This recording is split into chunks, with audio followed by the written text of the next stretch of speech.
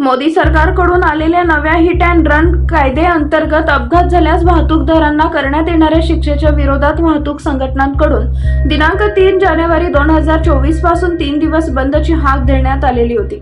पण Solapur market yard येथे आज दिनांक 2 जानेवारी मंगळवार रोजी पासूनच उद्याचे संपाची तयारी करत आहेत। म्हणून मार्केट यार्ड परिसरात वाहतुकीसाठी लोकांची आणि किरकोळ फळ विक्रेते, भाजीपाला घेऊन जाणारे आणि दुसऱ्या राज्यात मालाची वाहतूक करणाऱ्या सर्वच वाहतूकदारांची धावपळ उडालेली आहे। त्यामुळे मार्केट यार्डात अफरातफरीची परिस्थिती निर्माण झाली आहे। गाडी